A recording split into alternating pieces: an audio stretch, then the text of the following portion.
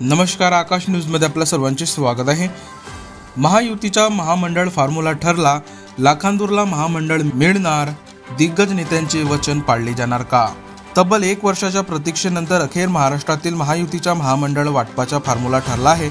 या नव्या फॉर्म्युल्यानुसार भाजपला 44%, शिवसेना शिंदे गटाला 29% आणि अजित पवार यांच्या राष्ट्रवादी काँग्रेसला 23% पदे मिळणार आहेत। या पार्श्वभूमीवर भंडारा जिल्ह्यातील राजकीयदृष्ट्या मागास ठरलेल्या लाखांदूर तालुक्याच्या आशा पुन्हा एकदा पल्लवित झाल्या आहेत।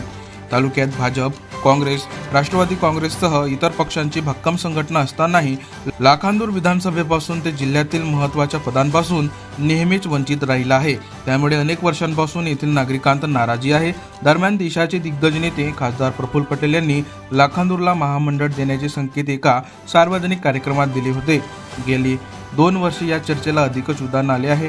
आता महायुतीचे फॉर्म्युला ठरल्याने लाखांदूर तालुक्याला महामंडळ मिळणारच असा विश्वास स्थानिक कार्यकर्त्यांत आणि नागरिकांत दिसून येत आहे।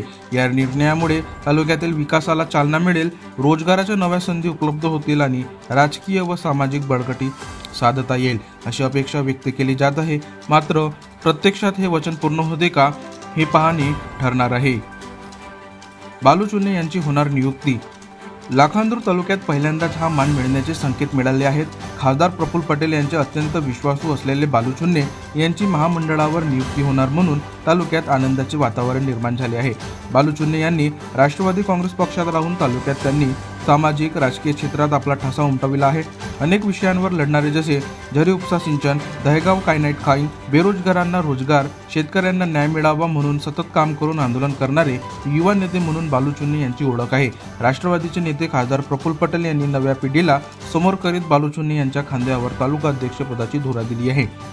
लाखांदूर तालुका काँग्रेसचा बालेकिल्ला असताना सुद्धा या युवा नेत्यांनी दिलेली जबाबदारी पार पाडीत एका मोठा नाव पक्षाचे तयार केले आहे। तालुक्यात राष्ट्रवादी पक्ष मोठा व्हावा म्हणून खासदार पटेल यांनी जी जबाबदारी दिली ती प्रामाणिकपणे पूर्ण करणारे आणि ज्यांची युवक वर्गावर पकड असलेला नेता म्हणून ओळख आहे, अशा बालू चुन्ने यांना संधी मिळणार अशी विश्वसनीय सूत्रांकडून माहिती मिळाली आहे।